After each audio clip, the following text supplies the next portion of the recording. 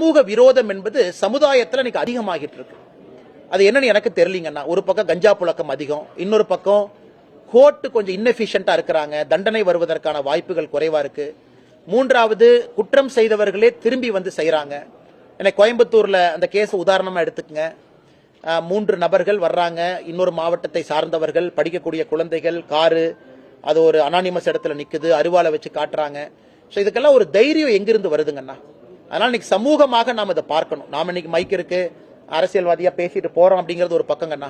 அது ஒரு பக்கம் இருந்தாலும் கூட சமூகமாக நம்ம சிந்திக்கணும். இன்னைக்கு வந்து வயலன்ஸ் வந்து குளோரிஃபை பண்றோம், படத்துல குளோரிஃபை பண்றோம், ஜாதிய சில படத்துல குளோரிஃபை பண்றோம், வயலன்ஸை குளோரிஃபை பண்றோம். அதை நம்ம ஸ்டாப் பண்ணுங்கன்னா ஸ்கூல்ல கொஞ்சம் இன்னுமே கொஞ்சம் ஸ்ட்ரிக்டா மாரல் சயின்ஸ் லெசனை கொண்டு வரணும். ஏன்னா நிறைய சமூக விரோதிகள் இன்னைக்கு தைரியமா வர்றாங்க. அதனால அடிப்படையில் எல்லோருக்கும் கடமை இருக்கு. ஒரு முறையும் காவல்துறையின் மீது கை நீட்டி குற்றம் சுமத்துவதை விட இன்னைக்கு எல்லோருக்கும் அந்த கடமை இருக்கு, அதை செய்யணும். குறிப்பாக திமுக அரசை பொறுத்தவரை 5 ஆண்டுகள்ல 4.5 ஆண்டுகள்ல அது எல்லோருக்குமே தெரிந்ததுதான். அவர்களுடைய வேலையை அவர்கள் சிறப்பாக செய்திருக்கணும். காவல்துறையை பொறுத்தவரை பெரிய கோட்டை விட்டிருக்கின்றார்கள் என்பது எல்லோருக்கும் தெரியும். ஆனாலும் காவல்துறை அதிகாரிகள் தங்கள் கடமையை செய்யலாமே.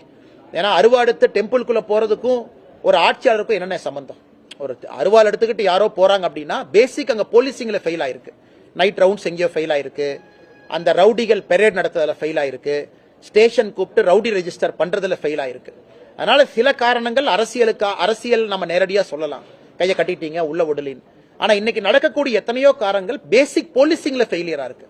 இப்ப கோயம்புத்தூரை பொறுத்தவரை அது பேசிக் போலீசிங் ஃபெயிலியர்.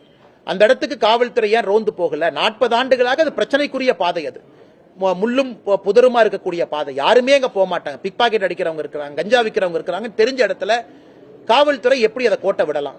அந்த ஏரியாவுடைய போலீஸ் இன்ஸ்பெக்டரோ நைட் பீட்டோ ஏன் அங்க போகல? 10 மணிக்கு ஒருக்கா, 1 மணிக்கு ஒருக்கா, 3 மணிக்கு ஒருக்கா அவங்க போகணுமே, ஏன் போகல? இதெல்லாம் அடிப்படை கேள்விகள். அதனால் காவல்துறையும் உள்ள தன்னை பார்த்து கொண்டு தங்களிடம் இருக்கக்கூடிய தவறுகளை திருத்திக்கணும். அரசியல்வாதிகள், ஆட்சியில் இருக்கிறவங்க இன்னும் சுதந்திரத்தை கொடுக்கணும். குறிப்பாக திராவிட முன்னேற்ற கழக அரசுல நம்முடைய முதலமைச்சர் அவர்களே காவல்துறை அமைச்சராக இருக்கிறாங்க.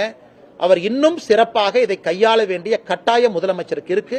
இதையெல்லாம் செய்ய வேண்டும் என்பது எங்களுடைய கோரிக்கை மட்டுமல்ல, எதிர்பார்ப்பு மட்டுமல்ல, வேண்டுகோள் மட்டுமல்ல, தமிழக மக்களுடைய குரலை நாங்கள் வெளியே சொல்லுகின்றோம்.